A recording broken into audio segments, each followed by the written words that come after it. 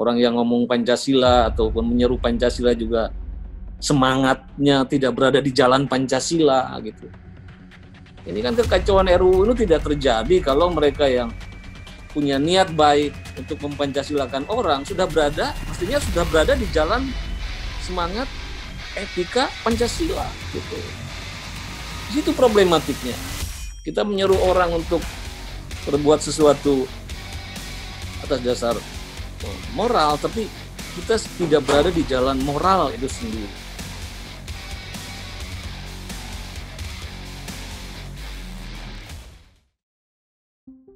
Ini corona betul-betul menunjukkan taraf identitas nasional kita itu di mana gitu.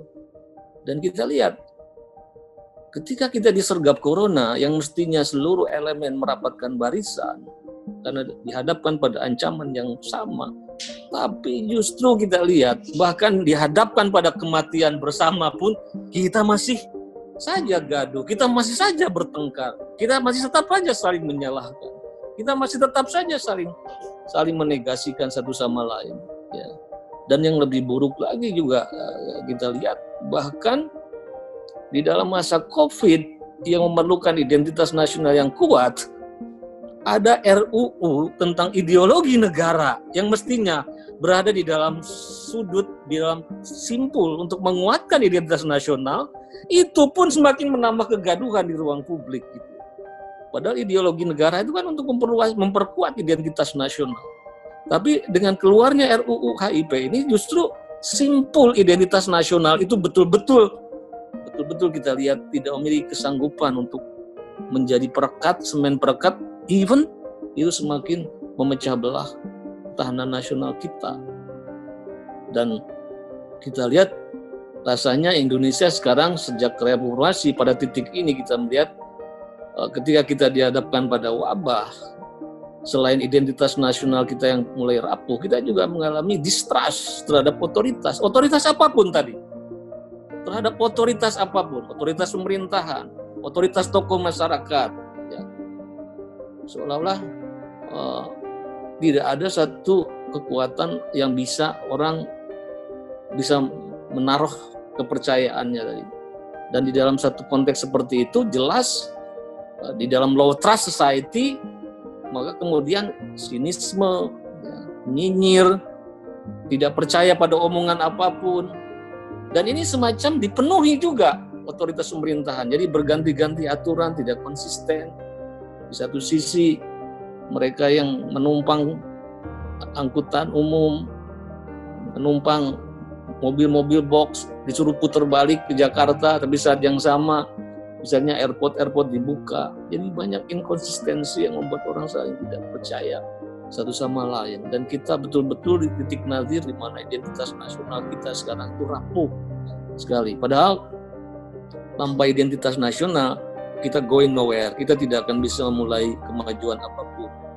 Jadi COVID ini betul-betul menunjukkan pada kita sebenarnya what went wrong, apa yang salah dalam 20 tahun reformasi ini.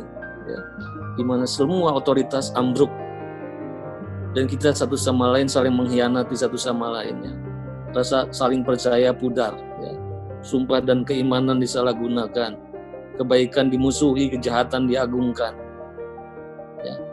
Dan saya kira hal-hal seperti ini, modal sosial seperti ini jauh lebih penting ketimbang berapa banyak investasi yang masuk, berapa banyak arus modal yang masuk.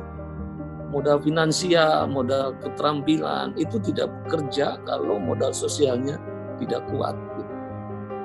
Ini sudah banyak dikritik ya, pembangunan yang terlalu menekankan infrastruktur fisik, GDP, bahkan Amartya Sen yang jelas-jelas itu ekonom kan, melakukan kritik habis terhadap pembangunan yang terlalu menekankan pada GDP, bahkan hanya keadilan yang sekedar fairness.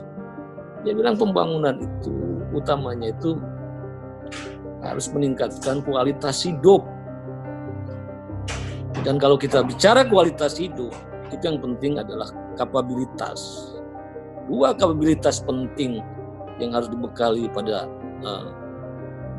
warga negara dan penyelenggara negara di dalam konteks daya tahan kebudayaan ini ya dua. yaitu daya nalar dan tuntunan moral. Nah, Indonesia ini sekarang keduanya itu jeblok. Daya nalar kita mulai ambruk, literasi kita sangat cetek, apalagi erudisi kita. Kita memang setiap hari menghabiskan waktu membaca WA, tapi jarang yang melakukan pembacaan penalaran panjang. Dari 62 negara, literasi kita nomor 61, hanya satu tingkat di atas Botswana. Jadi range berpikir kita akibatnya juga sangat rendah. Mudah termakan hoax, mudah termakan oleh kabar-kabar bohong, kabar palsu. Ya. Kedua, tuntunan moral kita juga ambruk. Ya, karena agama juga tidak memberikan akhlak. Orang yang ngomong Pancasila ataupun menyeru Pancasila juga semangatnya tidak berada di jalan Pancasila gitu. Ini kan kekacauan RUU itu tidak terjadi kalau mereka yang punya niat baik untuk mempancasilakan orang mestinya sudah berada di jalan semangat etika Pancasila gitu. Di situ problematiknya.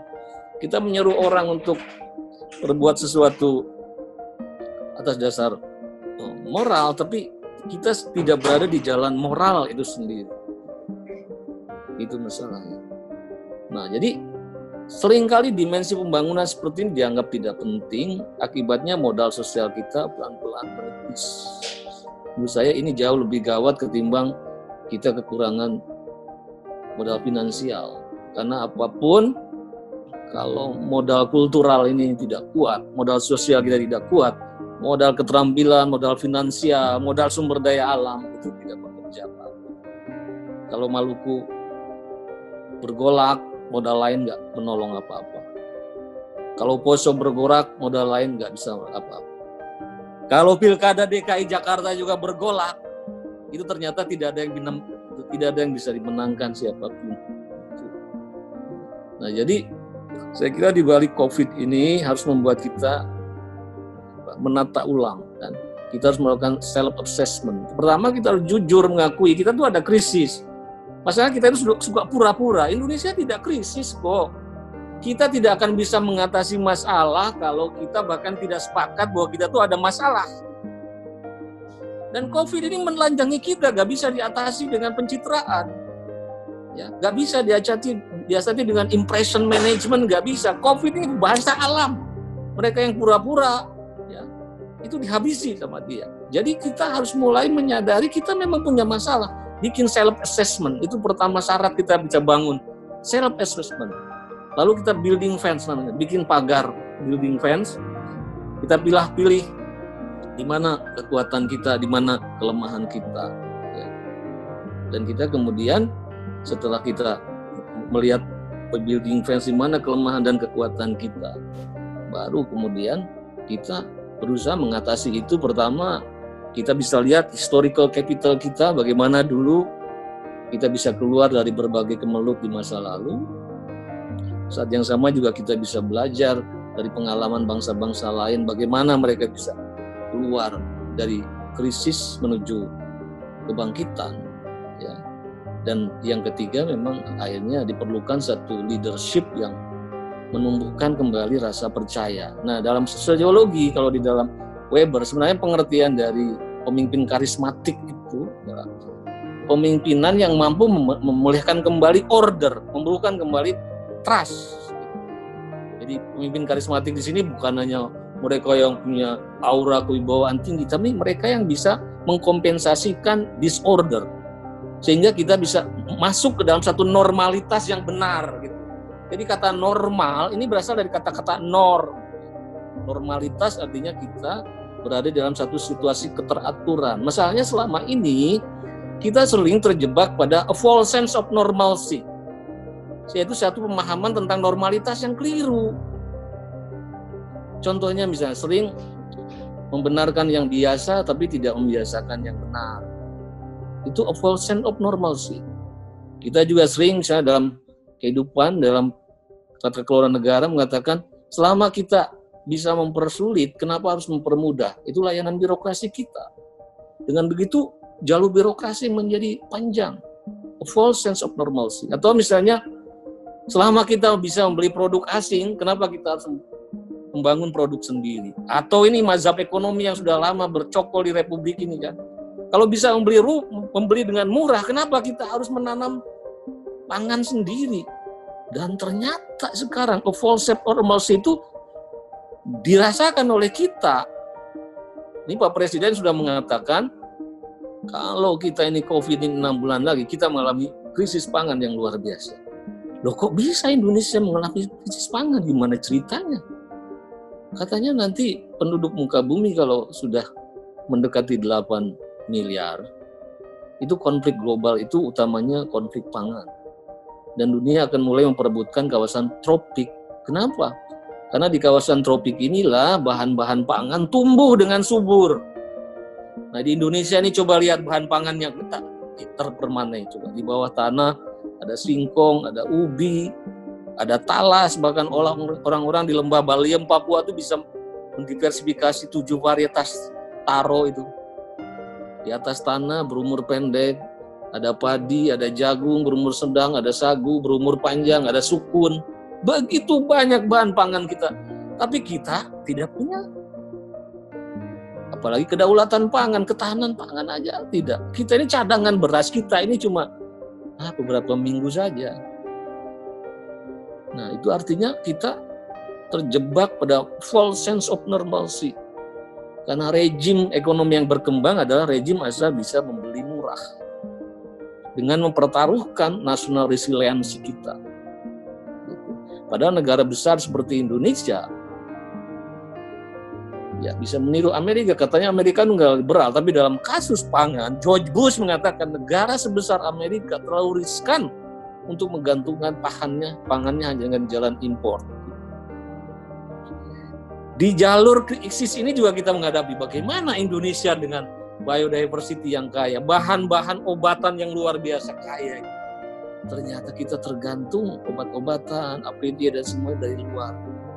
Selama ini kemampuan kita, industri farmasi kita ini betul-betul cuma memasukkan serbuk ke kapsul. Jadi bahan-bahan obatan kita diambil oleh kekuatan-kekuatan multinasional, dan balik lagi dalam bentuk serbuk, dan industri farmasi kita cuma memasukkan serbuk ke kapsul. A false sense of normalcy. Karena kita selalu ingin asal bisa beli murah. Sehingga tadi Pak Daniel mengatakan kekuatan kreativitas budaya kita nggak berkembang. Karena padahal esensinya manusia itu tadi work, labor, and action. Ada 3 kekuatan. Itu esensi hidup. Bukan soal asal membeli, tetapi daya kebudayaan kita, yang daya tahan kita itu ditentukan oleh kita mampu mengolah. Pertama dengan jalan labor, kalau nggak kuat ya dengan bajak tangan, atau dengan work, artinya beratnya otak, atau action, dengan pengorganisasian sosial, dengan kolaborasi, dengan kerjasama, gotong royong, tindakan politik, kebijakan. Nah, jadi ini bukan hanya soal isu bisa membeli murah, tapi ini soal daya hidup kita, daya kebudayaan kita. Gitu. Nah, saya kira ini yang harus kita perbaiki supaya kita masuk setelah COVID, namanya a true sense of normalcy. Satu norm yang benar. Satu norma keteraturan yang benar. Dan menurut saya, norma yang benar itu, keterangan yang benar itu dalam konteks kebangsaan. Gak ada lain, ketua itu harus tegak lurus, menjalankan seluruh sila-sila Pancasila itu secara konsisten, jujur. Ya, tidak pilih-pilih. Gitu. Semua silanya itu dipenuhi. Pancasila tidak hanya sampai sila ketiga toh, tapi sila keempatnya, sila kelimanya itu harus dijalankan secara konsisten. Sehingga kita benar-benar punya ketahanan budaya, digempur oleh krisis apapun. Mungkin sementara kita melenting kalau istilah Bung Karno, tapi bisa langsung balik lagi, bangkit. Tidak berlama-lama kita bercokol, terpuruk di dalam penderitaan yang panjang.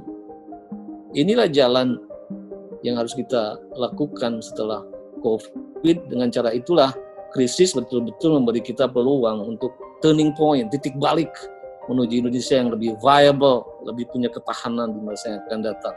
Saya kira itu saja. Terima kasih. Assalamualaikum warahmatullahi wabarakatuh.